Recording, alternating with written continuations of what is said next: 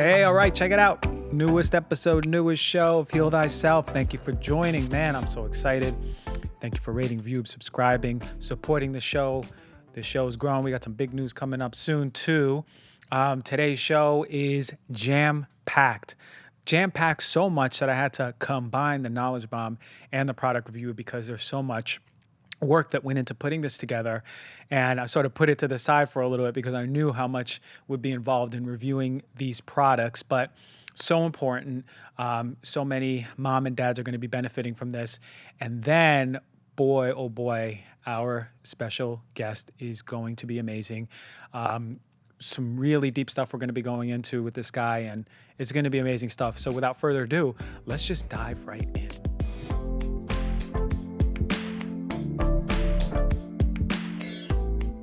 All right, today's knowledge bomb / product review. The first time I'm hybridizing the two is going over formulas for babies. These are baby formulas, and man, this is so much information to be sharing for you when it comes to baby formulas.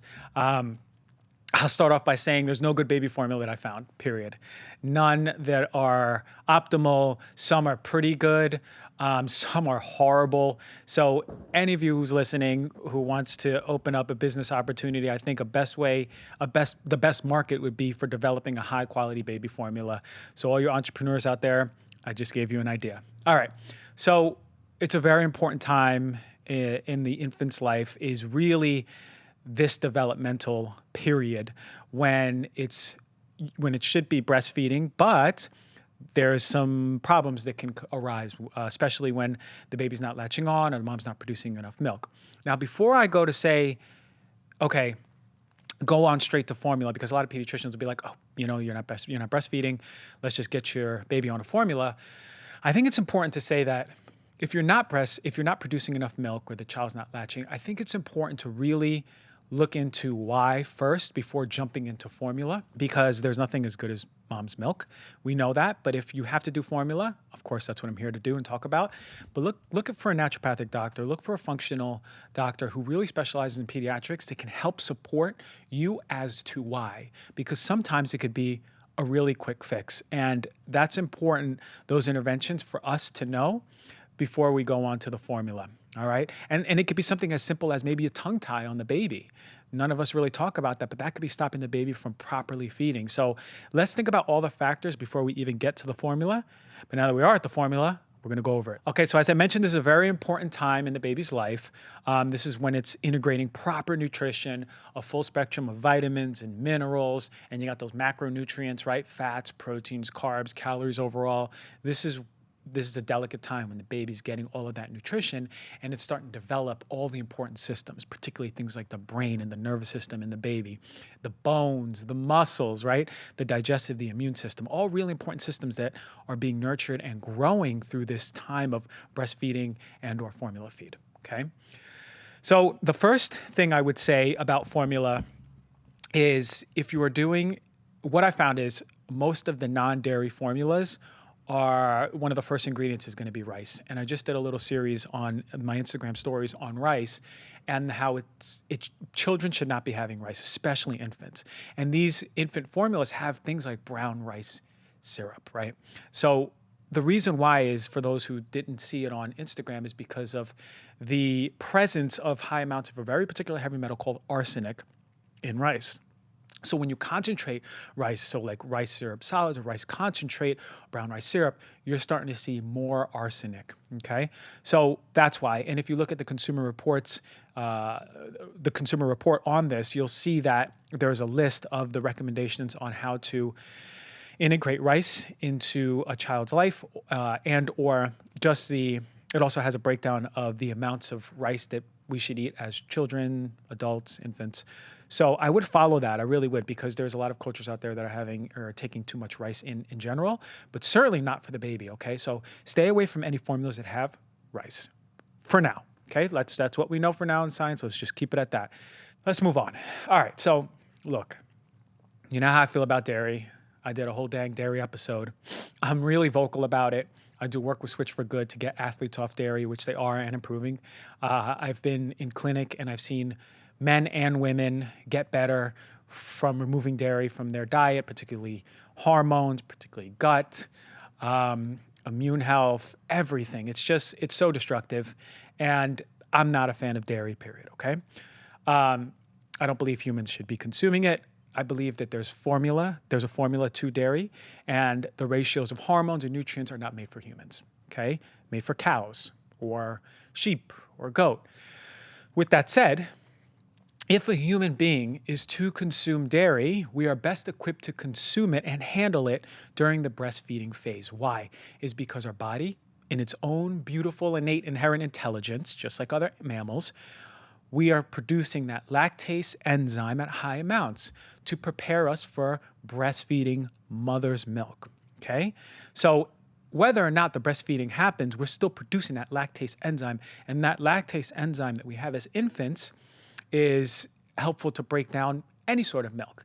Now, that's one thing, but the caveat is that still the whole profile, especially as I was talking about hormones, the inherent hormone profile is made for other animals, so we could still break down milk more efficiently when we are infants than when we are children, young adults, and teenagers. I miss teenagers. So within that spectrum, what happens is that lactase enzymes, the body just stops making it. It slows it down and or just stops making it. For African Americans, it happens at a earlier time, but it's usually around the age of 2, 3, 4, 5. And at that point, our lactase enzyme goes down. Why?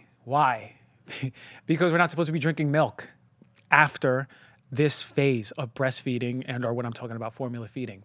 We are not made as mammals to be consuming milk after that, and that's why we don't see full-grown cheetahs sucking on mama cheetah's teat.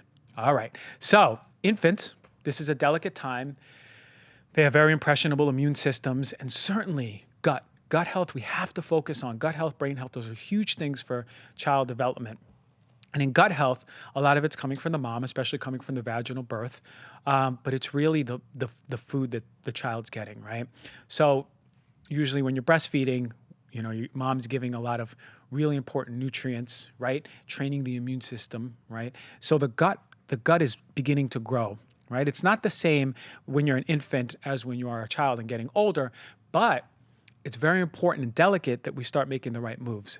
So this is where some of these formulas become a problem. All right, look, I like getting the worst news first and getting the best news later.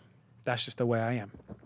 So I'm gonna apply those life principles, Dr. G life principles, into introducing the worst. They're all the first three are really crappy, but this one's the worst. Enfamil, NeuroPro, Gentle Lease. It's gonna reduce fussing, crying, gas in your baby within 24 hours, right? Brain building, easy to digest, all right? Vitamins, minerals for immune health. Also, it's got a little corner on the corner over here. It says non-GMO, all right? No artificial growth hormone. Interesting, okay? It says non-GMO, but it also says ingredients not genetically engineered, but trace amounts of genetically engineered material may be present in this product. Crazy. All right, whatever. But here's the best part. Number one pediatrician recommended brand. I'm gonna go back to that. So this is Enfamil. This is the Enfamil NeuroPro that I picked up. I don't remember how much it was, but I'm sure it was too much for what it is. So look, the GMO part was already in my head, that they were admitting that there's no GMOs in here, but then admitting that maybe in the small writing, what we saw the small writing, that there could be some GMOs in there, maybe some trace amounts. Regardless, there's no standardization. If anything, if my child, I'm telling you, if I had a child, first of all, they would stay 1,000 feet away from this. But if I did have a child, they were forced to be drinking cow's milk, it'd have to be organic. It has to be organic. There's no organic label here, period, right? No non-GMO label here, period, all right? So in children's, remember, without the non-GMO label, organic label, then we start worrying about something called glyphosate, right? And there are ingredients in here which are genetically modified, and as they admit, could have trace levels of glyphosate, okay? Glyphosate is a big concern. Now, mind you, a lot of these studies are done on adults or adult animals and adults. They don't do many children. They don't do many infant studies, okay? So you have to understand, one, an infant's system is way more delicate than an adult system, way more impressionable, right? Vulnerable. So what we do know of glyphosate is it affects the shikimate pathway. The shikimate pathway is present in our gut bacteria. So the same way it kills off bugs that attack the crops, the same way that it does that, it's affecting our gut bacteria. Now you have a child's developing gut bacteria exposed to glyphosate, right? This is so important to be making informed decisions in the infant's life. This is really important. So I'm going to go into one thing from Mount Sinai School of Medicine. They have a really straightforward handout on glyphosate. So they speak that glyphosate is one of the most widely used pesticides and recommend avoiding glyphosate as a whole. This is from their School of Medicine, Mount Sinai. They say studies suggest a number of health risks associated with exposure to glyphosate. Children and fetuses are most vulnerable to the pesticide exposures due to their developing organ systems and differences in the way they metabolize toxins, like I said. In addition, developmentally, normal hand-to-mouth behavior, close proximity to the ground, and that's where pesticides settle, and high respiratory rates result in higher exposures of children to these pesticides compared to adults. This is from Mount Sinai School of Medicine. So you got to think about additive exposures, right? You breathe them in, you're exposed to these pesticides, but really the number one way that children and adults are being exposed to pesticides, particularly glyphosate, is through what goes in our mouth, right? But you got to understand, babies are still putting their hands in their mouth all the time too.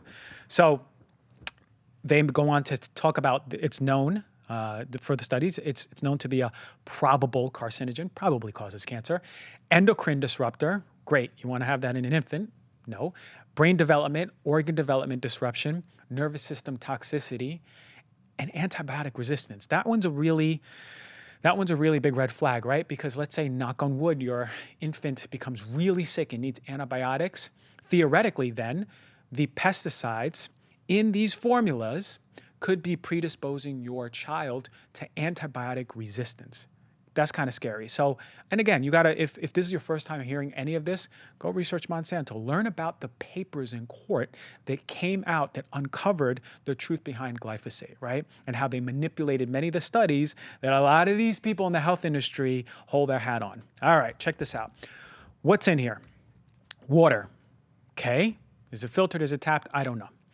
Corn syrup solids. Okay, well, that's added in when they hydrolyze or break down proteins. Why? Is because when they hydrolyze and break down proteins, it has an odor and has a very particular color. This gives it a sweeter smell, a sweeter taste. Okay, 92% of the corn in the United States is genetically modified.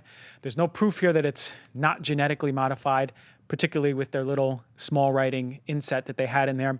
And a bigger concern, as big as a concern, is the concern that it spikes up your blood sugar, particularly the child's blood sugar. We don't want your infant's blood sugar spiking up every single day, 3, 4, 5, 6 times a day, okay?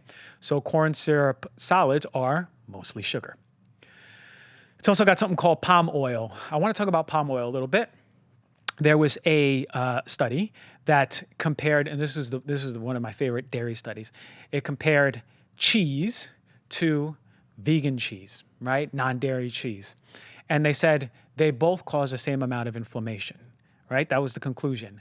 But then you look at the methods of the study and you see how sneaky and smart this dairy industry was. What they did was they took cheese and they compared it not with just vegan cheese, but vegan cheese and palm oil. Palm oil is one of the more inflammatory oils. It's really, really high in saturated fat. So what happens after that study is the conclusions were the same because they both had the same amount of inflammation or C-reactive protein results. Just by adding palm oil. That's how sneaky the dairy industry is, as an aside, just so you have an idea about how manipulation of these studies happen. But yeah, palm oil is inflammatory, likely because it causes an effect or it starts inflaming our digestive system by increasing the amount of endotoxins in our gut and then that getting into our blood. And also it's environmental irresponsible to be supporting palm oil that isn't ethically sound. I submit you look into that and see what they do to the orangutan population. If you don't care about the environment, then care about what it does to the body. All right, it's got sunflower oil, okay? It's right there, sunflower oil. it's almost 70% omega-6. Omega-6 are needed in our diet, okay? It's good for the skin, good for the bones, good for metabolism, good for reproduction. But the thing about sunflower oil and omega-6 in particular is that we have too much of it in our diet in comparison to omega-3s. Sometimes we see 20, 30 to 1 omega-6 to omega-3, when in reality it should be 1 to 1, 2 to 1 omega-3 to omega-6. The problem is with omega-6 is that when they're metabolized, they create something called arachidonic acid. And that's a pro-inflammatory mediator. And then that pushes the production of things like leukotrienes and prostaglandins. Those little proteins are the reason, or cytokines are the reasons why when you feel sick or in pain or inflamed, you feel like crap, because there's really high amounts of those mediators in the body. So that's why we want to stay away from really high omega-6 oils over and over in our diet, and particularly in an infant formula. Soy oil, the other oil in here, again, no guarantee that it's not genetically modified, right? It's got the non-GMO claim, but it's got the little inset in there that says a little bit differently. It could contain trace amounts of, but it's non-GMO, right? Enfamil. So along with dairy and corn, it's up there as one of the top allergens. And I always wonder, is soy one of the top allergens and corn one of the top allergens because of the food inherently in itself, or is it because it's highly sprayed and then we're eating the conventional and we're really just allergic to the pesticides, herbicides, insecticides? And again, this is another oil that is high in omega-6. About 50% of it is omega-6. Not as high as the sunflower oil, but still high. So I really would love to see Enfamil, more omega-3 oils in here as well, right? To counteract that ratio of omega-6 to omega-3s in a day, like flax oil or something, okay?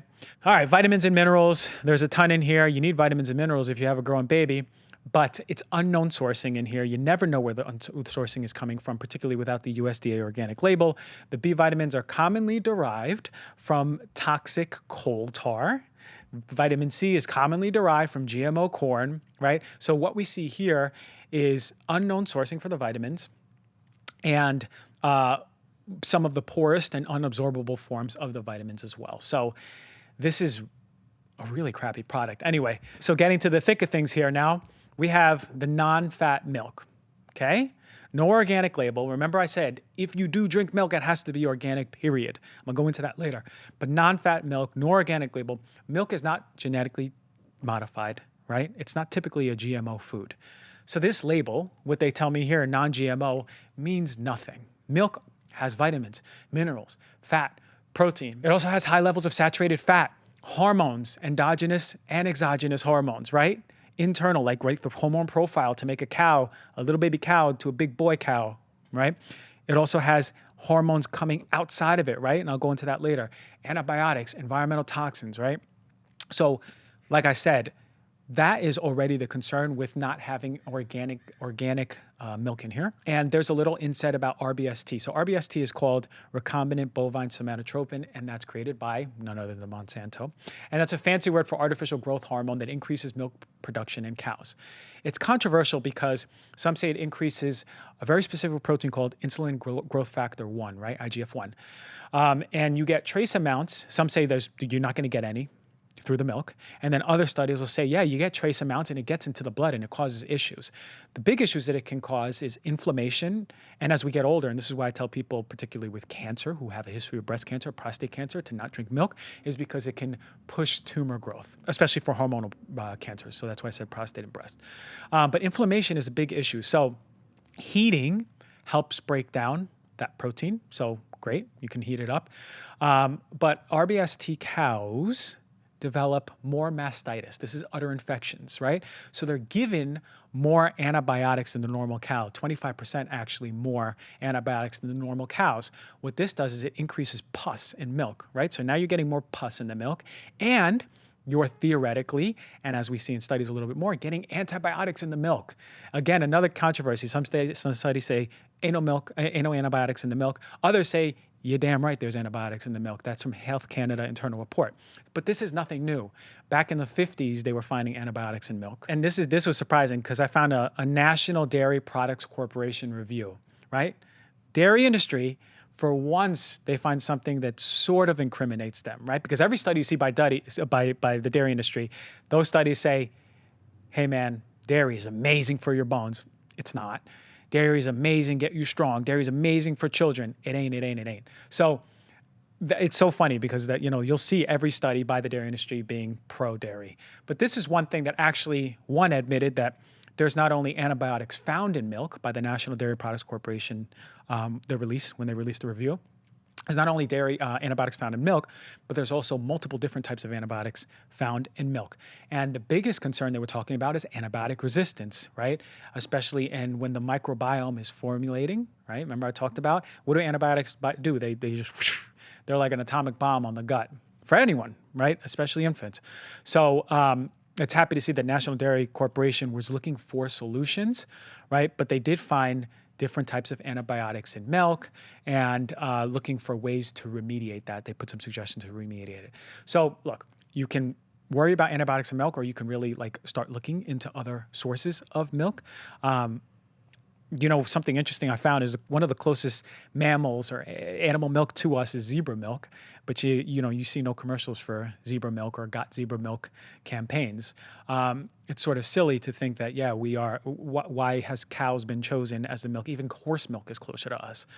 I believe even rat milk is. Anyway, I'm digressing. It's got whey in here. That's a liquid that forms after milk is curdled and strained. It's a byproduct of the cheese industry. And at some point they were throwing it away and they go, hey, wait a minute. Can we make some money off of this stuff? So they're turning a profit and they created whey protein, which exploded. And look, I fell for it because when I was in college, I was a whey fiend. I was lifting, taking the whey, and guess what? My digestive system was a mess. And I swear to God, I don't even think it ever recovered since college and having taken in all that whey. But remember, whey's new, it's novel, it's not evolutionarily a food, right? So our body, I'm sure, is going to take very, very long time to adjust to whey intake. Anyway, it's got a great amino acid profile. Okay. It helps increase the growth of bifidobacterium. That's awesome. It also strengthens the integrity. But it's also a huge source for gut distress. So if you have a baby and it has colic and it's crying, you might want to think about the whey in there or the milk. Probably both. Another thing is whey is easily contaminated with insecticides, herbicides, fungicides, all that crap. And it's also easily contaminated with heavy metals. I can do a whole show on heavy metals and what it does to children and infants, but heavy metals are really a big problem to a developing brain in a child. So most of the whey is casein. Casein is the protein, so it's whey and casein. Most of whey is casein. And this protein is a major source of intolerance for people. This is why people really are intolerant to whey. I'm sure that I had a big issue with casein when I was taking whey and why I was getting bloated and burping and having stomach pain all the time. So the most concerning is the propensity for this protein, right? This casein protein to cause two things, inflammation and constipation. If your child or your infant has inflammation or constipation, it might be the whey in the formula. It's particularly the A1 protein, okay? So what happens is it releases casomorphins, right? And that stimulates the gut inflammation in itself. When you couple that with constipation, great, there's fermentation, there's recirculation of these inflammatory metabolites in the gut. So then you're having systemic and gut inflammation just because of this protein. So you have to think about the predisposing factors that happen, because now you have a child suffering from this because of the milk and the whey, and they have digestive issues, eczema, chronic ear infections, asthma, other infections. It's pretty incredible. And then you go to the pediatrician and they'll give you something to suppress all of that without never really suggesting, hey, it might be the formula, because it's #1 pediatrician recommended, of course. I'll say that again, #1 pediatrician recommended brand. It's got the medical symbol and everything. #1 pediatrician. If this is the #1 pediatrician recommended brand of formula, then the pediatricians need to go back and get some continuing education in nutrition. My God, I'm not trying to be dramatic here, but this is where we are at, right? If these are the professionals you're looking to give proper nutrition advice, and they're giving you and selling you this crap, Enfamil, your child's getting symptoms, like I mentioned, eczema, ear infections, asthma, gut distress, constipation, and you're going to the pediatrician and they're giving you things to suppress those symptoms without ever addressing that this is the cause of the issues of your child, because this is #1 pediatrician recommended brand, then that's a big problem. You got to head out of that pediatrician office.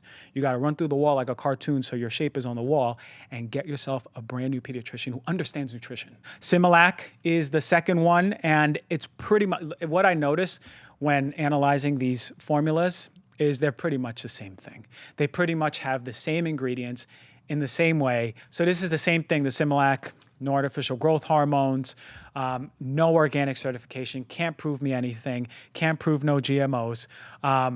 It has an asterisk about genetically modified. I mean, it's literally the same formula as this Enfamil, and everything I said just goes the same for this. So the whole rant that I went on with Enfamil, I could have just switched it over and did the same thing with Similac, but I had to have grabbed the Enfamil because of the pediatrician recommended brand. But regardless, Similac is crap, period. Stay away from it. Before I move to the better ones, this Nutramigen, which is actually the hypoallergenic formula by Enfamil, and this is the non-dairy one. This doesn't have rice, which is great, but it's also non-organic, doesn't say anything about genetically modified ingredients, and guess what? Some of the first ingredients are genetically modified foods, corn syrup solids, vegetable oil. It's got soy, sunflower oil. Remember, I was talking about inflammatory, non-organic milk, cornstarch. You see where I'm getting at? You look at the forms of the vitamins, the minerals, poorly absorbed forms, unknown sourcing. So if your child has a dairy allergy, unfortunately, I'm not going to recommend this one either, okay? Oh man. Okay. So why don't we get to a little bit more light? We need a little bit more light in our life, okay? Because we definitely went in on this. Let me make this point before I get into the better ones, okay? Organic milk. Look, you know that I'm not a fan of milk, period. I don't think it's for humans, you know that. But again, I said it must be organic, and if there's ever a time in your life to have milk, it's when you're an infant. It's when you're a child. That's it. Because you're physiologically equipped to break down milk, okay?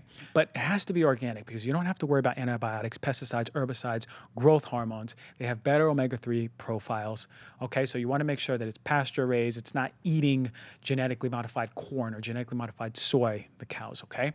Environmental toxins are still going to be present. You can't get rid of that, especially things like dioxin. Just posted on that. Dioxin will be in organic milk or non-organic milk, period. And then again, the hormone profile, you're not going to get away from that. Doesn't matter if it's organic milk or non-organic milk, the hormone profile is made for a cow. But a study at Emory University in Atlanta took 69 retail samples of conventional and organic milk. Antibiotic residues were found in 60% of conventional milk, but not in organic. Amoxicillin was found to be higher than the FDA limits. Also, bovine growth hormone, as I was talking about before, was found to be in 20 times higher amounts in the conventional samples than the organic ones. Also, 60% of the conventional samples also contain pesticide residues, some of the nastiest ones around, atrazine, right? Chlorpyrifos, permethrin, cypermethrin, diazinon. Okay, those are nasty ones. So what we found out now, conventional will find more antibiotics, more pesticides, right? More of that growth hormone, all right, versus the organic ones. Okay, so let's go into the organic ones. Now, I'm going to admit, I don't do pediatrics. I have a few friends with some kids, so I know a little bit, but I've never been into it like that. So it really was a lot of work to learn about these formulas. And just really analyzing them. But I know that one of the popular ones, especially on Instagram, that I was getting a lot of people requesting, and I've actually known some people to use it, is Holly. Holly's the German formula, right? The German infant formula. And it's worldwide popular. It's organic, non-GMO, biodynamic, right? That's a next step from organic, right? And biodynamic means using a holistic or ecological approach to farming and ethical practices. It's organic, but the next step up, okay? They pride themselves on the highest quality in terms of adulterants, right? So not worrying about pesticides, herbicides, insecticides, food coloring, preservatives. So already, I like that, okay? Again, I don't like milk, but it's milk, but it's organic milk. Still far from the best, but still the best of the rest. Now, they remove corn syrup solids, which I do like also, right? Because it may be less palatable, and the color may be weird, and maybe the odor is weird, but by removing those corn syrup solids, I'm worrying less about that sugar spike in the children, okay? It has so-so forms of vitamins and minerals. Not the best, but certainly more absorbable than the ones I was talking about. But I do think that Holly made a glaring mistake. When you look at Holly, they have fluoride. no child should be having fluoride, right? On top of that, most people are going to mix this with sometimes tap water or Brita water, which doesn't take out fluoride. Most people are not utilizing a really high quality water filter that is removing fluoride, which I think is one of the number one steps to do for anyone, for children especially. But I think a big mistake that Holly made in their formula is including fluoride, right? You never want to give your child fluoride. You never want to supplement fluoride for your child, especially with what fluoride does to the nervous system of a child, particularly their brain. Even the people who I've been at odds with, or the organization I've been at odds with, the American Dental Association, says there's no proof of benefits before teeth emerge to ever use fluoride. The American Dental Association, right? This is something we agree on. I don't agree that they say you should use fluoride when you get older, but still, we beg to differ. That's another conversation. If you want to feel my sentiments and hear my sentiments, go back to episode 5. I talk all about fluoride. Regardless, I think the biggest mistake that Holly made is to include fluoride in their formula, because now you are supplementing fluoride, which shouldn't be in a child's diet, and especially in those formative years, right? So child doesn't have teeth. Why the hell is there fluoride, Holly? Okay. So better than Holly, again, not the best because it has milk, is the Earth's Best Organic Dairy. This is the infant formula with iron. There's a non-iron one, okay? Almost to the T, it's the same thing as Enfamil and Similac, except a few things. It removed corn syrup solids. Okay, great. Again, as I said, the same thing with Holly may make it a little less palatable, but I see a USDA organic label. Remember what I just told you about organic milk. Great. Now I'm resting assured that my milk doesn't have antibiotics, hormones, pesticides, herbicides, insecticides. Now I'm not worrying that any of the food in here is genetically modified, right? Like the soy in particular. It does have soy in here. It does have the whey protein. So now I'm not worrying, big picture. I don't have to worry about that stuff. It also has a non-GMO label. Okay, great. What I do like, and what I didn't find in Holly that this has, is prebiotics, right? And that's really important for me because I want to know that there's prebiotics, right? This has fructo oligosaccharides in here, that there's prebiotics in here to help assist the growth of the child's gut. So one thing I do like about this formula is that Earth Best kept that in mind, how important gut health is. And I know that, who did this? Honest Company did the same thing. They added prebiotics into their formula. Now, Honest Company, I wouldn't say is as good because this one takes away the corn syrup solids, but Honest Company adds in glucose syrup solids. So it's basically just pure sugar as a second formula or third. I don't like Honest nearly as much as I like this Earth Best one. So to be honest, I hear so much about Holly, and I think it's great. It's very clean, but I think they made a major detrimental mistake by having fluoride in there, enough for me to never buy it. I'm sorry for the Holly lovers. But yeah, at this point, the best I found is Earth Best. I'm still not happy it has milk. I'm still not happy it has whey, but it's still better than the ones that I spoke about earlier in the show, okay? So I mentioned that it's really hard to find good quality formula, right? The biggest problem is that in all of the non-dairy formulas, which can be just as good and nutritionally dense, they're all putting in rice. And I don't know who missed the memo about rice and arsenic, but your child should not be having concentrated rice syrup solids or rice syrup in their formula and having it 4, 5, 6 times a day. So I'm hoping that someone out there comes up with a formula that doesn't have rice, certainly doesn't have whey, and certainly doesn't have milk, and has a high quality one with no heavy metals. And when I go into heavy metals, this segues into it.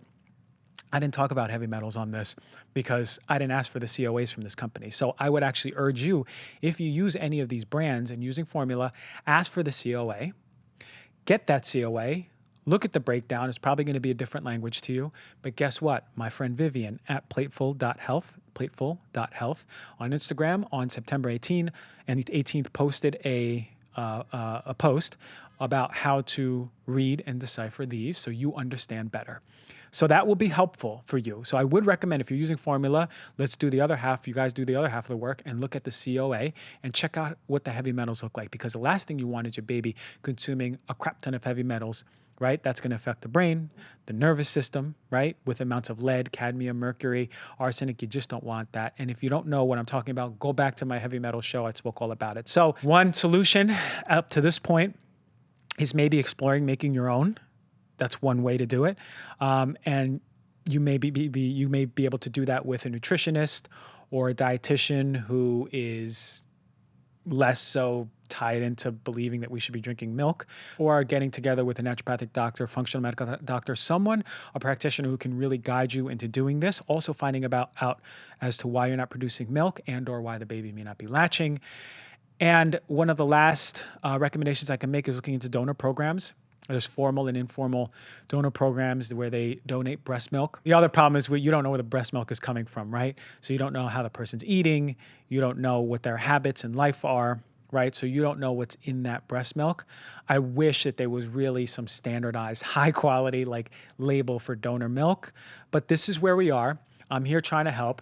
I'm giving you the best information. I wish I could just come here and blow everyone away with the #1 formula, but I promise you, I looked under every single rock. I found no good formula, okay? So the best of the best, as I mentioned to reiterate, is the Earth Best one. The worst of the worst are the Similac and the Enfamil, and the Nutrimogen, and the Holly somewhere in the middle, but they need to take out their fluoride. Call them up and tell them Dr. G says take out your fluoride. All right. Ooh, now I can breathe. Now we can bring on the guests. I had to get all this off my chest. I really hope this helped. If it did, share this with anyone who is feeding their baby with formula, because they need to know. And any prospective moms, dads out there, y'all need to know too. I'm here giving the love, giving the information, empowering you all.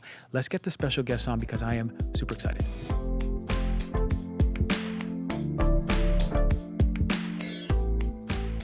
All right, everyone. Today's special guest, I'm so excited to go into because this is the first guest where we're going to talk about high vibe, deep stuff, the stuff that really resonates, but the stuff that I've been willing and wanting to share with you for so long. This is Jesse Wynyard. He's out of New Zealand. He's a speaker. He's a life coach.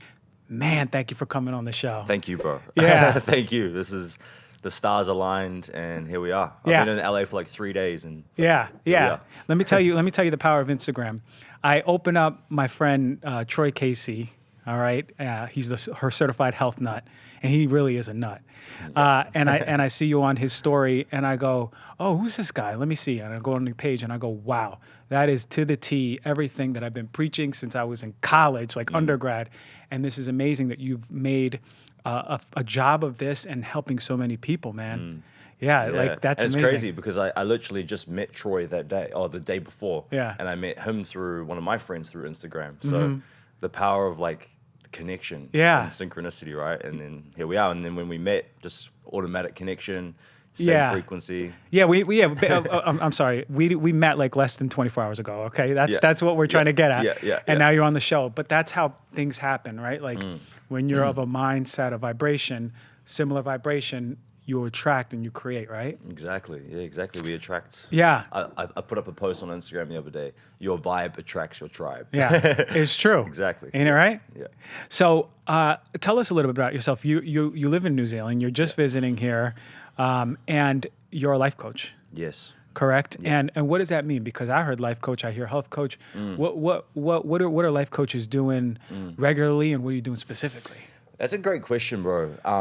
And I struggle a little bit with the whole label thing. I call myself a life coach, but I feel like I'm so much more and so much more behind it. But for the general population, life coach, I basically help people with their life, right, essentially. But it goes so much deeper than that, on a mental level, physical level, spiritual level. But basically, I run a company called Awaken the Alpha, and we run online courses, online coaching programs. We work with thousands of clients from all around the world, and we really help people master themselves, master their mind, their body, their emotions, and we help them really tap into their divine nature, their spiritual nature, because I feel like a lot of people have become very disconnected to that part of themselves. We run online courses, we run workshops, retreats, I do keynote speaking, it's just, I feel so blessed because, like you said, I've been able to create this life for myself, being myself authentically and helping other people on this journey as well. And the whole mission behind what we're doing is to really help create a new breed of awakened leaders Yeah. that can help heal and transform the world while living a life of freedom and fulfillment. That's like our mission statement, because the world needs more awakened leaders, more conscious leaders to spread this message of consciousness and love. And every word that I say or we say today is going to create a ripple effect. Everyone listening right now is going to find some kind of little gem from the conversation that we have that's going to resonate with them. Yeah. That's going to create a little shift within them, and it's going to actually help them on their life path. And it's beautiful how the whole thing's orchestrated. So. It's true, and I say that about just putting out words will not attach or stick to everyone, but certainly it could stick to someone, and not at that time, but it could sprout a little bit later, right? Exactly. Right when the time's right, right when everything aligns, as we were saying. I was on a podcast a couple of months ago with a good friend of mine back in New Zealand. He's got a podcast called Planting Seeds, and that's essentially what we're doing. We're just planting little seeds, because we can't tell anyone what to do. We can't say, hey, go do this, you have to do this, because people don't resonate with that. But it's all about sharing, expressing our truth, our stories, and our lessons and our tools and techniques and medicines. Yeah. And the medicine is in the seeds that we're planting. And like you said, that seed will eventually grow into something beautiful. So it sure does. Yeah. And I think there's so much to be said about intention, right? Literally like reaching out to, say, your program, right? Your company, that's intention, because they're already creating or getting those gears going. Exactly. That Intention energy creates your flowing. experience. Exactly. Yeah. So just those who are listening and wanting to hear this episode, that intention's there to learn more, because we are all curious beings and we want to explore our truth. And at the end of the day, we all have the same truth, right? We're deep, deep love, unconditional, high vibration love. It's just whatever path you're taking there, Yeah. So interesting. You told me in the car a little bit about your path. You had a rough upbringing, right? And a lot of the time, many folks will perpetuate and stick with that consciousness throughout their life. But maybe you can go into a little bit how that relativity created, that sprout and that blossoming of where you're at now. Yeah, man. Well, basically for me, like, I was born into a very traumatic life experience. So just to give the listeners a little bit of insight into my story, my father was very abusive, very violent to both myself and my mom. So for the first 6 years of my life, we were literally on the run. We were traveling all around New Zealand, staying in different women's refuge homes and stuff like that. So pretty much from the get-go, I was born into this traumatic environment. So I had to deal with I had to witness a lot of things, and I had to deal with a lot of emotions from a young age. And basically, all of those traumas that I had to experience and all of the emotions that I had to feel, because I was a kid, I didn't know how to deal with negative emotion. I didn't know how to deal with trauma efficiently. Basically, everything that happened, it kind of, not just for me, but for everyone, it creates our personality. So all the experiences that we go through, all of the emotions that we feel, and the way that we respond to those emotions creates our personality. So for many, I work with a lot of men. For a lot of men that grow up without a father figure, there's a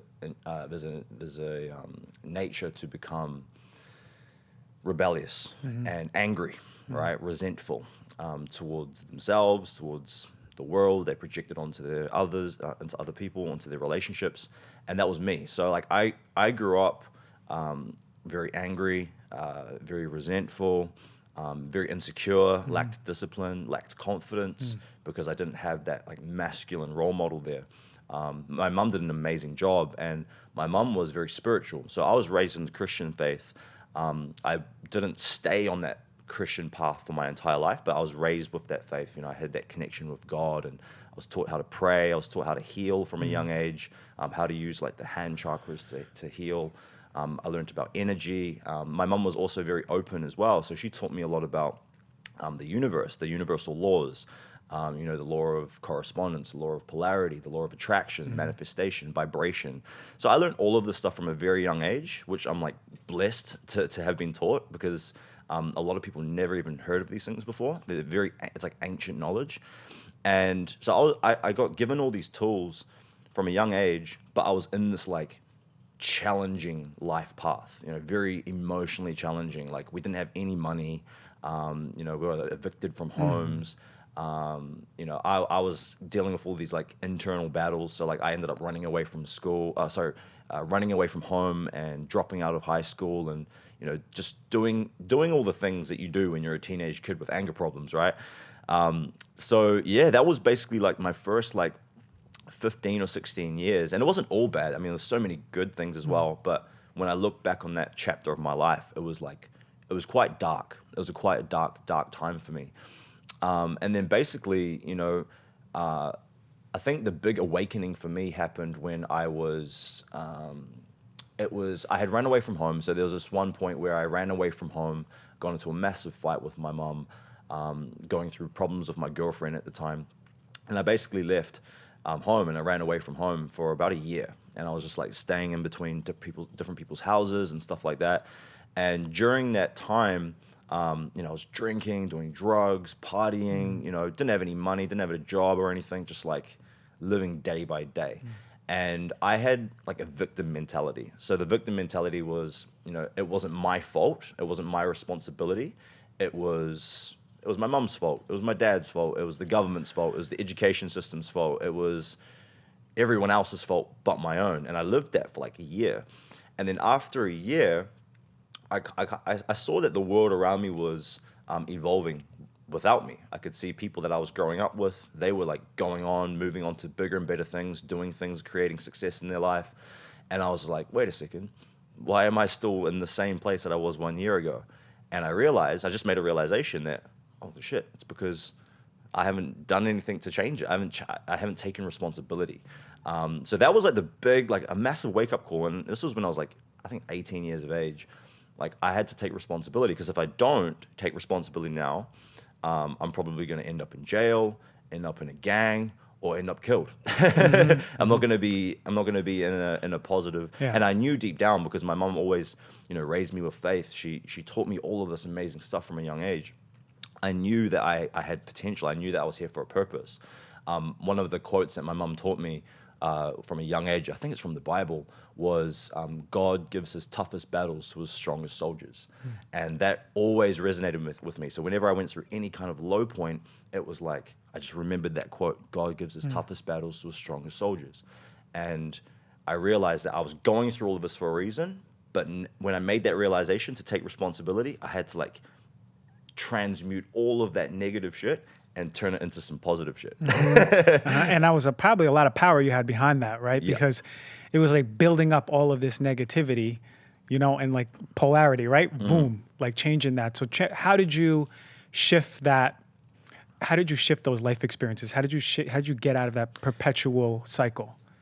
It all came down to a decision.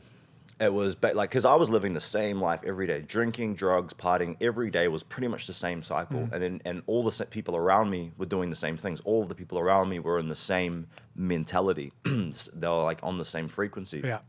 So I kind of just realized, well, if I don't change anything now, if I don't actually break out of the cycle, like I said, I'm going to end up in a bad place. So it came down to a choice. And because I had been raised with all of these powerful gifts, and I had been taught all of this powerful information from a young age, the law of attraction, manifestation, vibration. I kind of had a little bit of an understanding about this. I was like, okay, cool. It comes down to me. I have to make a choice to break out. So I remember it was like, I can't remember the exact year, but it was January 1st. It was a New Year's resolution, literally. Perfect timing. And I was like, okay, this is the year that I'm going to sort my life out. So I went back home. I apologized, took responsibility to my mother. She actually gave me a book at the time, which was called The Secret. I'm sure you guys all know about The Secret. And, I was 18. I knew about all these things, but getting, that book given to me at that specific point in my life was just divine timing. So I read that book, and because I had made that decision to, I had that thought to make the decision to change my life, and I was reading this book, it was all just speaking directly to my soul. And I just decided to follow everything it was teaching me. I decided to put those intentions out there. Like you said, intention. What do I want? Well, I want to live a life where I'm able to, be financially free. I want to be abundant. I want to be able to travel and have amazing experiences, amazing relationships. I want to do all these things. So I started to like think about that stuff and focusing my energy on those things. And then the ripple effect, that's how the universe works. As soon as you shift your focus to something, it creates this like momentum and everything just starts to change. And literally within the space of 3 months, January 1st, I think it was like March, I can't remember the exact date, it was like sometime in March that year. Within 3 months, I became a fully qualified health coach, personal trainer at the time. And then I had manifested my dream job, which was traveling the world, working as a health coach, holding health seminars, speaking on cruise ships. I got to travel over 24 different countries from around the world. I was making more money than I've ever made in my life. Met so many amazing people on those journeys. And that was in the space of 3 months. Like literally homeless, broke, nothing, to doing like living my dream life 3 months time frame. Yeah. And that just shows the power of intention. So then how does, you say making the decision, but what parts are there to the decision? Because there's a lot of people who are sort of in the dark as to like, all right, well, look, I have a shitty job. I don't like my job. I kind of don't like my boyfriend. I kind of don't like my girlfriend. Like, what decisions do we make, and how do we start shifting or transmuting that energy, as you mentioned? I think it just comes down to understanding what we don't want first, and then understanding what we do want. Because as soon as we understand what we actually want, and then we recognize that we can have that if we wanted to, then you have to ask yourself the question: well, why don't I have that? If I'm in a relationship that I'm not happy in, why am I there? You have to start asking yourself those powerful questions. Why am I in this relationship? Why am I in this job? And then when you ask yourself, you have all the answers within you. So why am I in this relationship? Oh, it's because I feel lonely when I'm alone. Well, then you've just learned something about yourself. Why am I in this job? Well, I'm in this job because I need the money. I need to pay bills. Cool. Well, could you do something else that can make that money and pay the bills? And if so, what would be the thing that you would do that you would actually enjoy? And it's just about asking yourself those powerful questions. And I think a lot of people, they give all their power away. And that's because of the way the society is structured. We live in a society that has disempowered us, so that we don't really know to ask those questions, because we have no idea that we can actually break out of that cycle. We just think that we're destined to live a life path that we don't actually enjoy. I mean? And all throughout the world, that's just been society's programming that, we are to do this. We are to be in this job that, we kind of like, but maybe kind of really don't like. But the intention is in asking those questions already, right? Remember we talked about intention, like getting the things flowing and moving.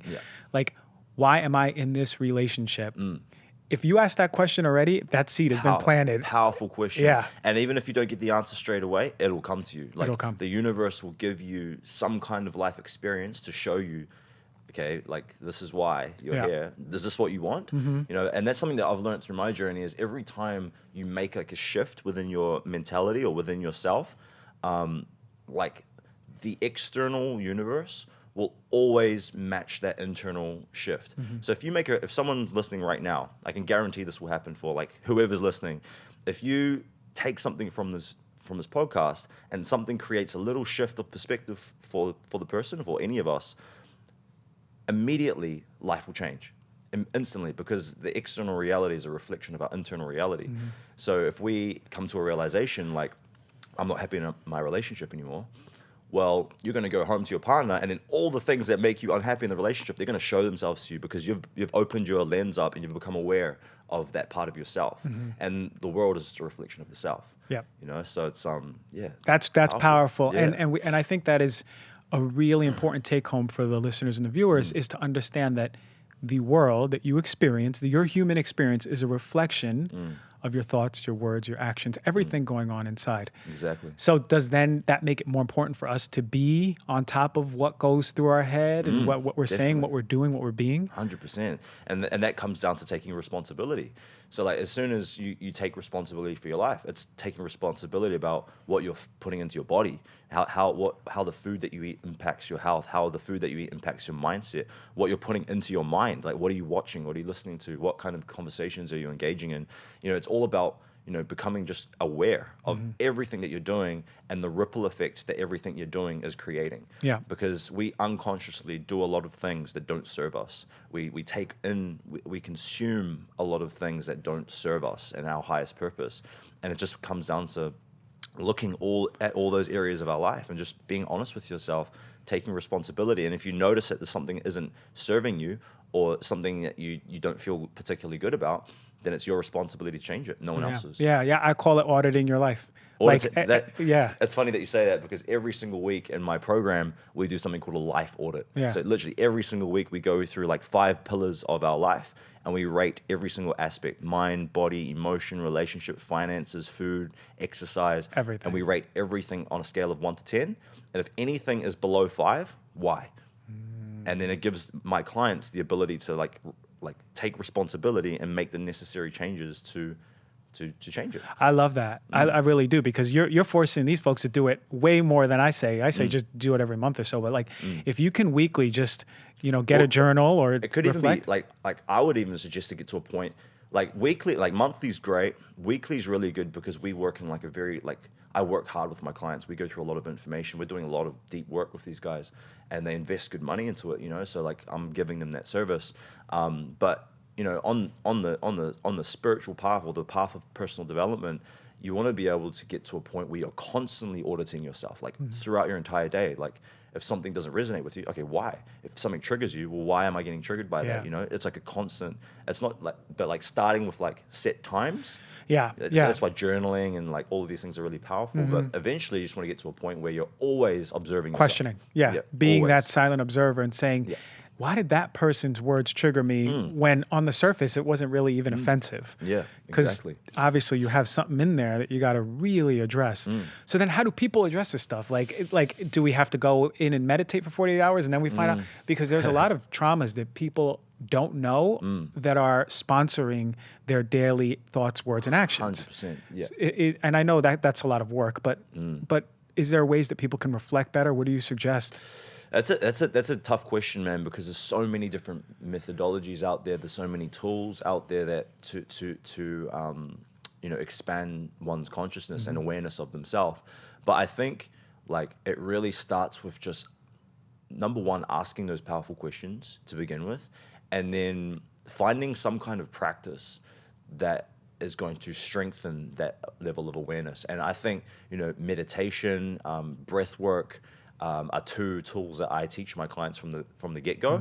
But something that I teach my clients on week 1 of our academy program is something called finding your place of power. Your place of power is essentially the present moment. Okay, right here in the present moment, because whenever we're thinking about the trauma we're experiencing in the past, whenever we're creating stories about the future, we're living in the future. Anxiety, depression, being non-present. So I think the first thing, and that's why I teach it in week 1 of our program, is learn how to be present. Just be here in the now and be, like you said, the observer. And I think that's one of the most important things. Just understanding that, don't identify so much with like your thoughts. Don't identify so much with your emotions. Just understand that they're a part of your experience. And when you're in the present moment, fully, not just like half present, because a lot of people think being present is like watching TV. That's not being present. Being present is like with yourself right here, right now, deeply connected with your inner self. When you can find that place of power, then you can ask those quite powerful questions, and that's when that's when you can start to get the answers or the clarity that you seek. And to get to your place of power, it just requires tuning in. It just requires, breathing, focusing on the breath. Right? Yep. Just one breath and just repeat. Yeah. And some people that live really high stress environment, really high stress lives, it might take a few minutes of breathing. But I think everyone needs to realize that they have that ability to come into this present moment, to detach from all the things that are creating all of this like stress and anxiety in their life. They can actually detach from that, bring it back, find that place of power. And within the place of power, this is what I tell my clients. There's 3 things. The first thing in your place of power is you are at peace. Okay, and I think peace is so important for every single one of us to learn, because peace doesn't necessarily mean happiness. You can like, if you're going through a super challenging experience in your life, it's hard to find positivity in that straight away. Okay, I can't say to someone, oh yeah, your friend or your family member's suffering with cancer, just be happy anyway. You can't do that. Sure. But what you can do is you can find peace. And peace transcends the duality. It transcends the happiness, unhappiness paradigm. So when you find peace, you no longer, you're able to find peace within the chaos, right? So if you're stuck in traffic and you're feeling all triggered and like you're angry and everyone's honking, you can find peace in that chaos and whatever the life experience is. So that's the first thing. Second thing is flow, right? Finding the flow. So, a lot of when we go through life, we make our experience harder for ourselves, our journey harder for ourselves by the amount of resistance that we have towards what's happening on the outside. So if something on the outside is like triggering you or challenging you in some kind of way, we tend to have this like resistance, like, I don't want to feel this, I don't want to go through this. Place of power, there's no resistance because you're present. And that's when you move into the flow. And when you're in the flow, that's when everything just starts happening for you. So it's important to always be in the flow. Whenever you notice that resistance, you can feel it within your body and within your nervous system. You just bring it back, let it go. And then the final reason why the place of power is so important is because it taps you into your limitless potential. Because when you're fully present, and you're able to tune into infinite possibility. You're able to tune into the quantum realms, which is something that we might talk about. We're able to tune into the higher dimensions, if you will, or the universe, or the subconscious mind, or whatever word or label like resonates with the listener. You're able to tune into that place within you that holds infinite information. And when it comes to your career, your business, your relationship, that's where all the answers lie. It lies within that space within you, where all the answers, where you have access to all that infinite information. That's where you ask the powerful questions. That's where you set your intentions. Yeah. And you can, and if you can train a person to stay in that state as often as they can, which is a practice. It takes a long time to be able to stay in it. But if you eventually, for enough practice, you can stay in that place of power, man, that's when you really become the creator of your reality, like consciously. Yeah. That's when you blaze fires, shift industries, change the world. Understand that your potential is limitless. Like you said, man, with enough practice, I believe just even meditating, you're tapping into it more and more and more and more. And the best thing is it transcends your waking life, and then it sort of becomes your point zero, right? Because we live in this autopilot, reactive world, right, where we're never the observer of our thoughts. But I didn't learn breath work till later, even after meditation, ironically so. But breath work is so important too, because shoot, man, like it's even quicker. Yeah, breath work is amazing, and it's really cool that we're talking about this, because this week in my program, I'm still working while I'm over here, and we did a coaching video with my clients on the Awaken the Alpha Academy on, I think it was on Monday, and it was all about breath work, and it was all about emotional transmutation, which is another technique that we teach. And breath work's so powerful because literally in the space of like 5 to 10 minutes, like not even that, like 5 minutes, you can literally get to that place of power. You can get to that alpha brainwave frequency, and you can supercharge the body, alkalize the body, tap into the nervous system, all within the space of like 5 minutes. So breath work and place of power, like these are just like words that I'm using, labels. There's so many different other words for them, but bringing those two things together and making that like an intentional practice that you do every day, man, it'll like change your life. Yeah, and I tell people like, this is why I always push rituals, is because rituals really gives you the me time, the reflection time. But even if you don't have, because I'm always saying, try to take an hour in the morning and try to take some time at night. If you have 15 minutes, breath work takes like 5-10 minutes, at night you can meditate for 5-10 minutes, 20 minutes, 30 minutes, whatever it is. But just having those two things to put you in that place of power, I want to call it the place of greatness. Right? Place of whatever greatness, it is, like that, like we all have access to that. You mentioned something, and this is where people, we may lose people, but not the way we're going to explain it. We're going to be really good at this. Yeah. Quantum, Yes. right?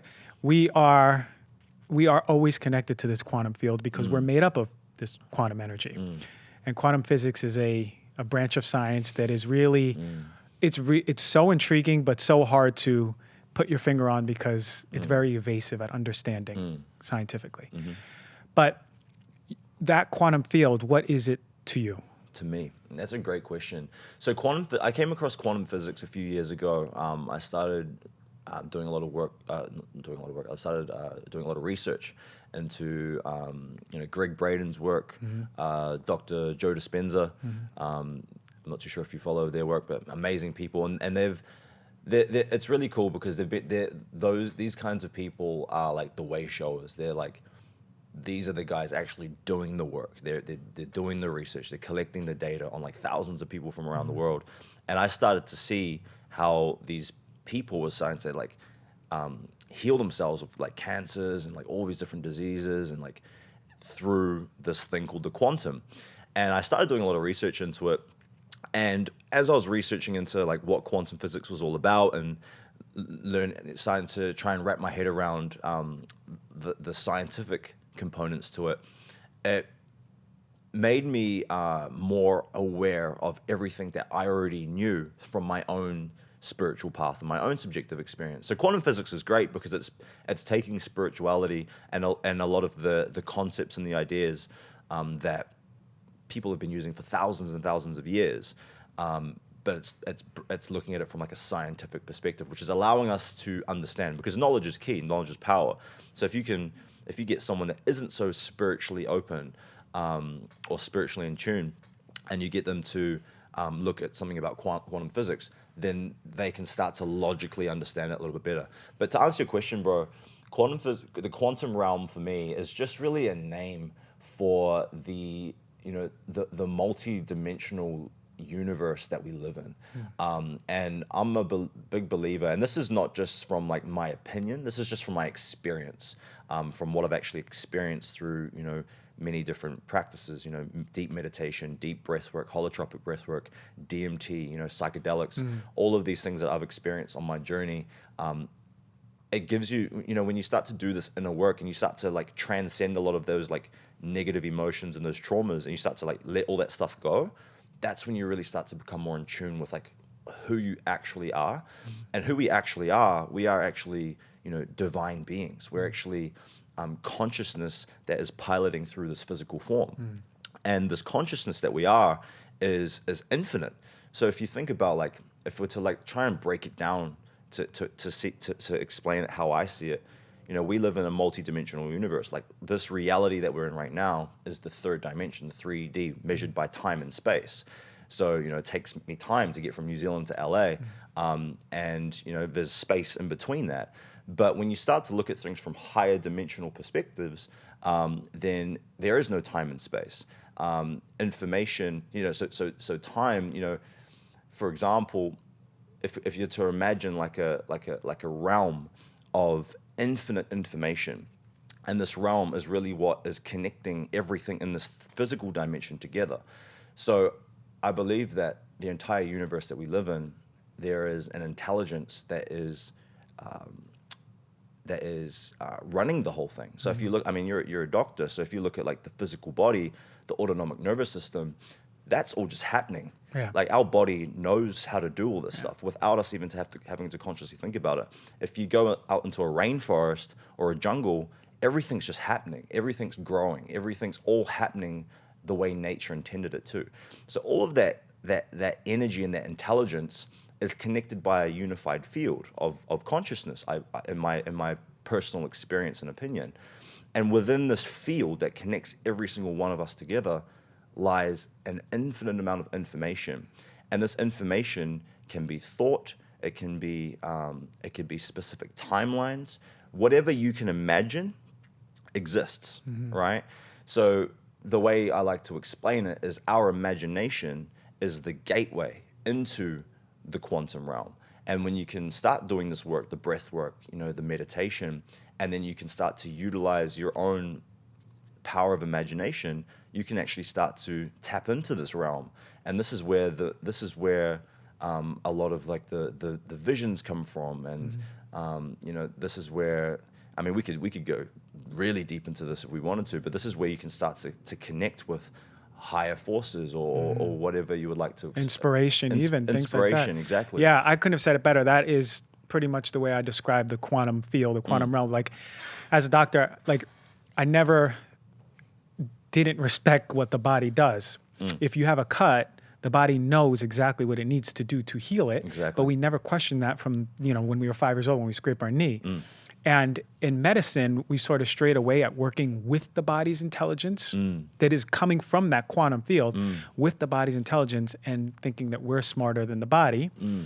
And maybe that's a microcosm of what we're doing in society, right? Yeah. Thinking we can outsmart everything else when, in, like you said, we have our own natural impulses that happen organically, right? Through this powerful oversight or overseer.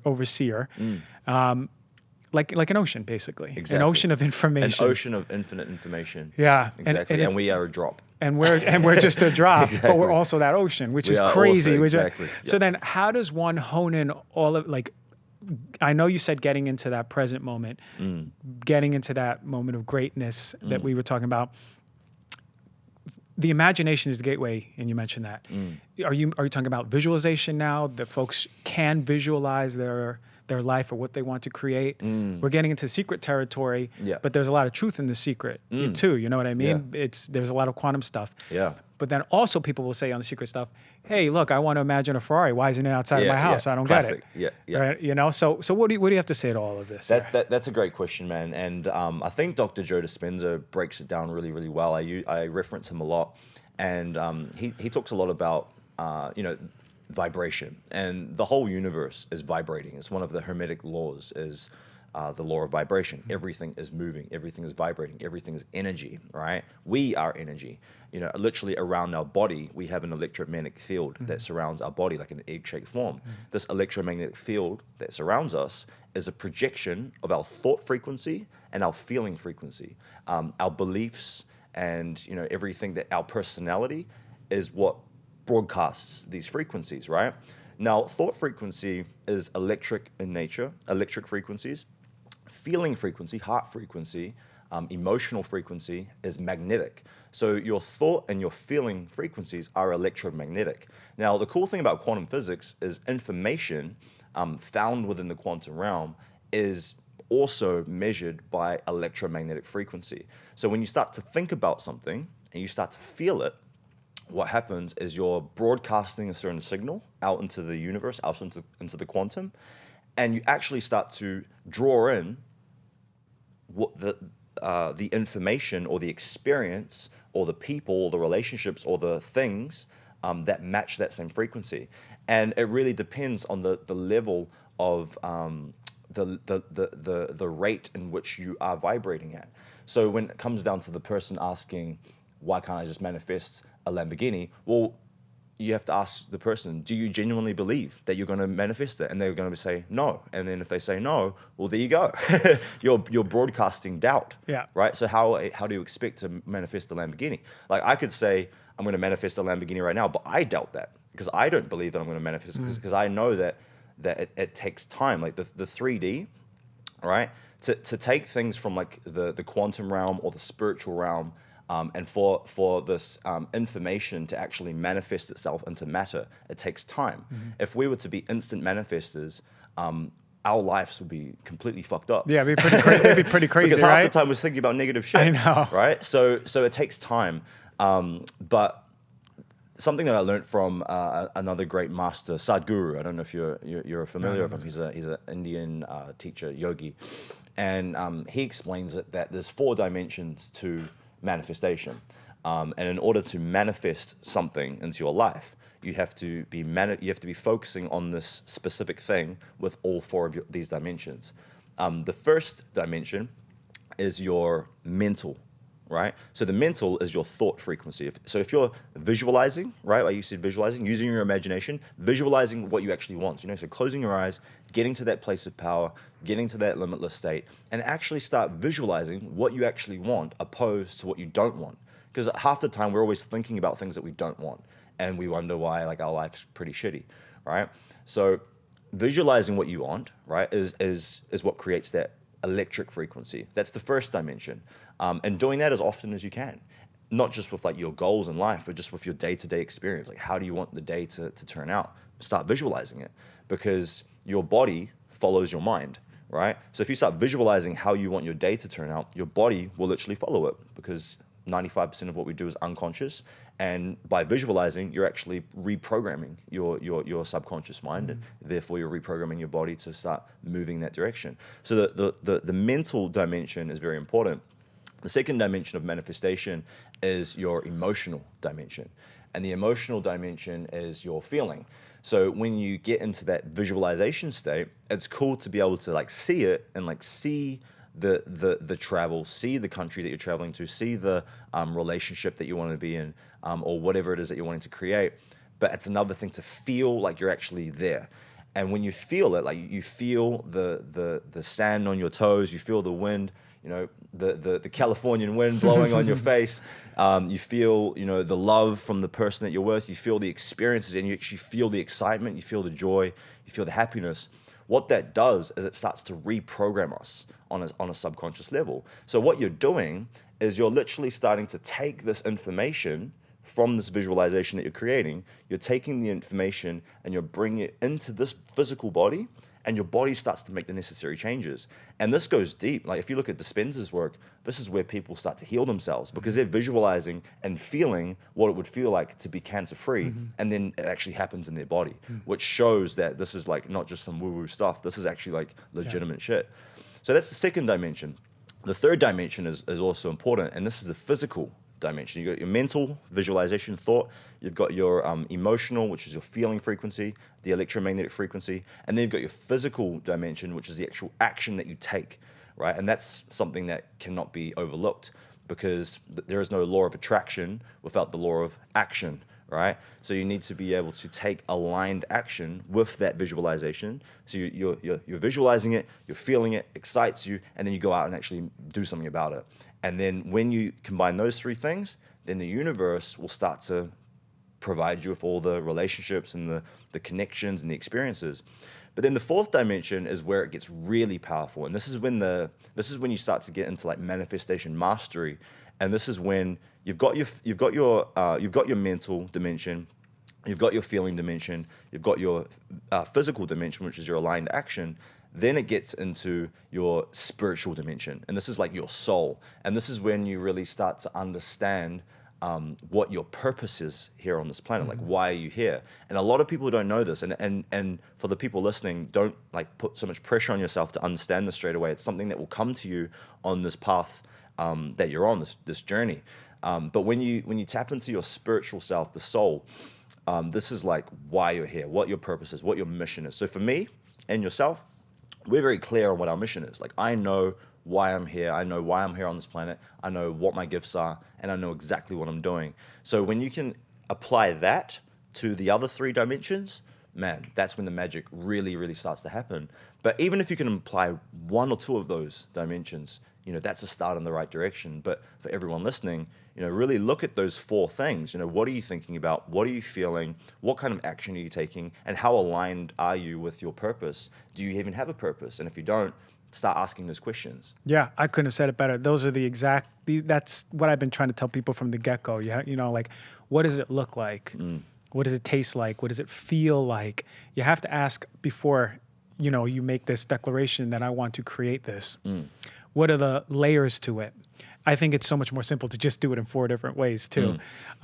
So what power? That's so powerful. That information is so powerful. What I found in my whole experience of doing manifestation for quite some time now is my biggest block was the physical, the expectation.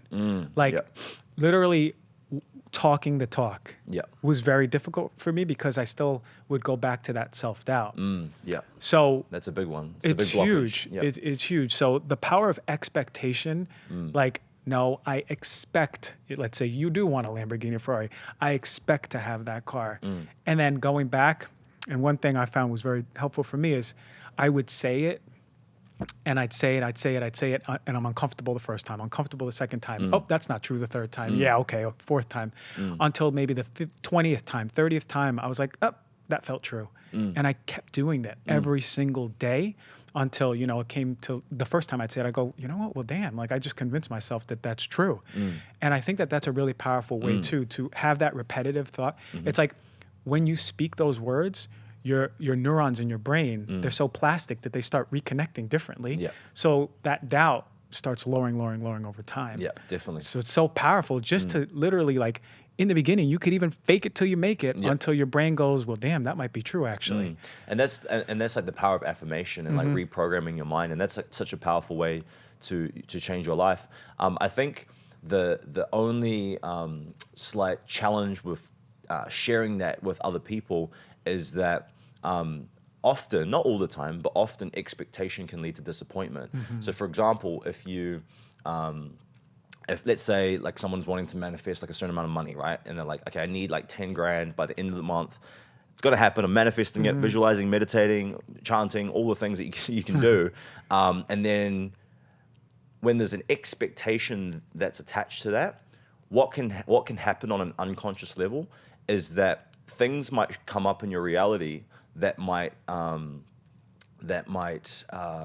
prove that expectation wrong. Like you might have an unexpected bill, right? That was like a few $1,000s and you didn't know about it. And like, because you had the expectation, like that bill might trigger you and it might reinforce the doubt. Right. So the way that I look at it is, you know, reprogram your mind, affirmations, all of that. That's amazing. And do that all day. I do that all the time because that's just really setting intentions. It's just like constantly planting those seeds. But at the same time, surrender. Yeah. Let it go. Like it's going to happen. And when it's supposed to happen, it'll happen. And something when it comes to manifestation is that like a lot of the time, like we focus on the things like the Lamborghini, right? Sure. Or with the business or the relationship or the body. We focus on the things, but we forget about who we actually have to become in that process. Because like I remember when I was, you know, first getting into coaching and I wanted to, I had this like vision. I wanted to be like this like spiritual teacher, this life coach, like doing what I'm doing now, speaking on stages, you know, helping all these people. And I had that vision and that was like the destination. But to get to that destination, I had to go through heaps of things, heaps of challenges, heaps of downfalls, heaps of losses, heaps of quote unquote failures. And I had to go through all of that to become that person. And if someone's so attached to the manifestation itself, then they might get discouraged on the journey. And they need to remember that as long as you set the intention, what you're doing is you're tuning into that potentiality in the quantum field. It's going to come. It'll come. But you got to go through some, like you got to allow those dimensions to merge together. And through that merging of realities, you're going to have to learn some shit. And there's going to be a lot of good things that you learn, and there's going to be some bad things, like challenging things that you learn. And as long as you continue to have, I guess, faith, or not even faith, knowing. Yeah. Like you know it's going to happen. Yeah. And that's something that I think a lot of people need to realize is the power of knowing. When you know something's going to happen, it will happen. And you just have to let it happen the way it's supposed to happen. Yeah, I call that unwavering faith, but I'm gonna call it unwavering knowing. Knowing, yeah, right? exactly. Like, yeah. and I would tell people like, no to like the biggest authority in your life, even it could be a spiritual authority, a religious guru, an icon. If they came to you and said that's not gonna happen, you say, go back to where you came from because I know, unwaveringly. And I think something interesting you said is to create that manifestation or vision or reality or what you want to create. It has to merge with the person you are, or you need to become to have that, to create that. So maybe you want to be a person on stage, but you're scared to be in front of crowds, right? You have all of these old stories that you need to shed. And guess what? All that's going to come up as an opportunity for you to shed. And when it comes up, it's going to be uncomfortable. It's going to be uncomfortable. And then that requires, you know, being present. That requires awareness. It requires asking those questions. All those things that I was talking about at the beginning, right? They all start to come into it because that's exactly what's going to happen. You're going to get challenged. Yeah, but being the observer, you can always overcome that challenge because you actually know that it is a challenge and why it's here. It's not just coming on autopilot. Exactly. It's coming because you asked it to come. And again, we label things as good and bad so quickly that we go, oh no, this is a bad thing, run away. Instead of going, this is a bad thing, thank you. Yeah. Yeah. Now let me shed my old operating system and be this new me so I can merge with this reality that I'm creating. Yeah, exactly. Right? Exactly. Man, I feel so high vibe right now. Yeah, we got man. it flowing. If there was like an infrared electric camera, we'd be able to see electricity flowing over here. Exactly. Yeah. Yeah, man. So so for folks, like as we're wrapping up, so for folks who are out there, they're listening, what are 3 or 4 things, anything, what are some tips that they can take to start their journey of awareness, of consciousness, of creation, of greatness, of power, all these things that we're talking about? Because this might be the first time people are hearing this. And if it is, where do they go? What do they do? That's a great question. I think one of the most important things is really just looking at like where your energy is going and what is filling, like what information you're taking in. Because I think a lot of us, like, we live in a society where like there's so many distractions, you know, there's so many things to do, there's so much information overload. And I think it just comes down to like looking at, okay, who am I spending time with? You know, like, are the people that I'm hanging around with, are they like helping me? Are they making me feel good? Or should I find like some new people that are gonna that are on this frequency? Because when you hang around with, like, as soon as you hang around with someone that's on a higher vibe, you're gonna just attune to that frequency, like just like what we're doing right now. So I think, you know, who you're hanging out with, you know, it's, what would you call it? Your circle of influence. But your circle of influence isn't just the people that you hang around with or the relationships that you're in. It's also like the places that you're going. It's also the things that you're watching, the things that you're consuming, and, you know, the podcasts, the TV shows. The music, even, like, because everything that we take in is having an influence on our psychology and our personality. You know, the food that we're eating, you know, like, what kind of choices are we making with our food? Like, are we eating like shit all the time? You know, because that's going to directly impact yourself. So I think just like doing like like I said, an audit. I think that's like the first thing, like auditing the life, and that's like the thing that a lot of us avoid doing. But I think it's when we do the things that we avoid doing, that's what creates the breakthrough and the enlightenment, right? So start just like looking at that. But another thing would be, you know, find, you know, like, it depends on like what the person's goal is and like where they're wanting to go. But I would suggest to, you know, if someone's new to this path, you know, seeking out some kind of like coach or mentor. And that could be like an actual coach that you work with. Like, I work with a lot of clients, and, you know, the people that I work with, they get like very fast results because I create a safe space for them where we can, you know, we can go through this breakthrough work, we can go through this emotional work, and we can like work through it. And that's like so powerful. Like, I've got coaches and mentors that I work with. I've got business coaches, I've got spiritual teachers, I've got, you know, life coaches that I work with, because like I can't do all this on my own. Like, I've got a lot of responsibility. You know, I need to be able to like confide with other people.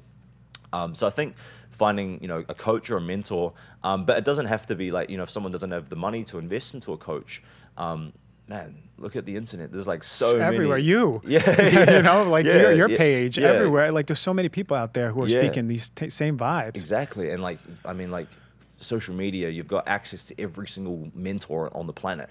And the amazing thing is, like, when you start listening to these people, you know, like this podcast right now, or like, you know, for me, when I was a teenager, it was like Tony Robbins. I used to listen to a lot of Tony Robbins because he was just like so powerful and so inspiring. It just transformed me. It just transformed the way I saw things. Even if I didn't understand everything he was saying, I was only picking up like little things at that time. It was like, I knew that there was like another level of consciousness. So you want to like find someone that's on the level that you want to be on, and like whatever field, whatever industry or whatever, and like start consuming that content, opposed to like, and then it'll get to a point where you start just listening to yourself and you become the master. And that's like a really powerful place to be. So yeah, man, I think circle of influence, what you're putting in your body, what you're putting into your mind, you know, who you're surrounding yourself with, who's like guiding you, who's like leading the way for you. And then developing a form of practice, meditate, some kind of practice that's going to allow you to tune in to your inner self. And that's usually going to be something along the lines of meditation, breath work, or any way to bring yourself back to that place of power. I mean, there's so many different methodologies out there. Yoga, it really just depends on like what people resonate with. But there's so many tools out there, and we're living in this time where like the whole collective consciousness of humanity is rising. Like everyone is becoming more awakened. Everyone is becoming more conscious. And like I was at a thing on Monday where there's like 30, 40 people doing like breath work and ecstatic dance. And like I never met any of these people before. So like it's shifting. It's out there, and we're asking questions. Exactly. And as soon as you start to ask those questions, set those intentions, tune into those frequencies, the universe will provide, all the opportunities. I love that. Those are the perfect things for people to listen. So everyone out there, viewers, listeners, you have a blueprint, empowering information. It's all over the internet. You could just search for people, whoever resonates with your vibe, then you can connect with them. But speaking about connecting, how do people connect with you? So the best way to connect with me right now would be like just through my social platforms. I got a YouTube. I'm in the process of like building it up at the moment. So I'm actually going to be starting a podcast really soon myself.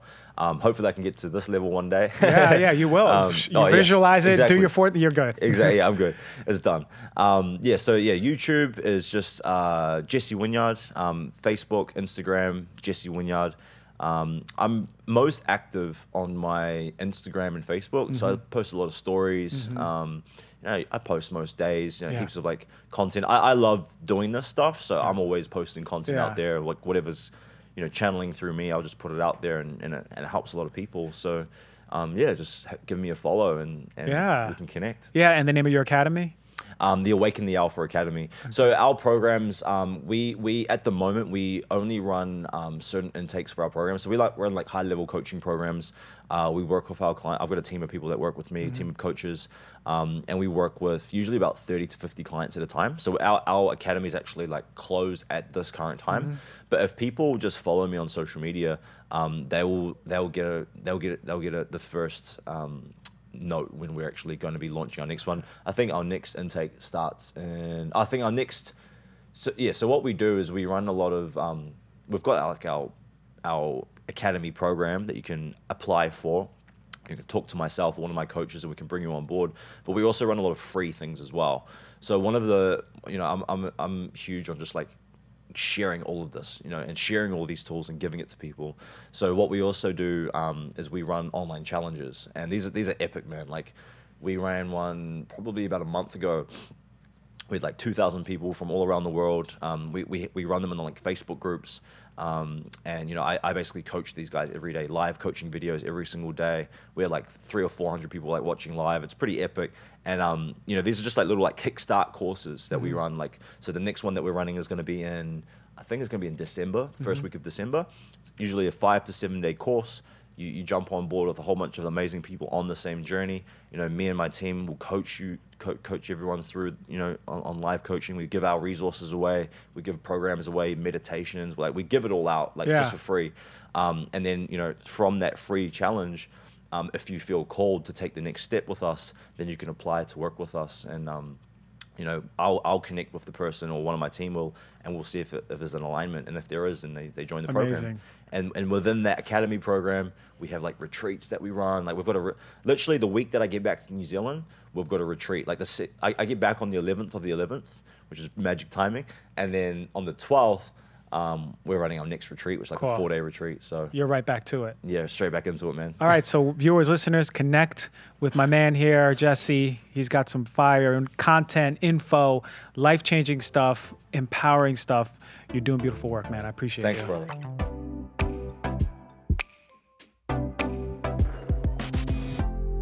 Man, I got to tell you, that conversation between us two really hit home, because when you're vibing with someone and you guys are speaking each other's truth, and this is for anything, it could be about the conversation we had, or it can be about BMX bikes, or it can be about cookware. If you guys are vibing and you're speaking each other's truth, that's what I live for. Like these conversations where you have a real true awakening. And I really hope that Jesse was able to help you out and awaken a part of you that is empowered, that has greatness, and that can really change. I love you all. I truly do. I met maybe 1% of you, less than 1%, but I love you all. That's from my heart. I really hope you love today's show. Please rate, please review, please subscribe. We got big news coming up. All right, much love to you all.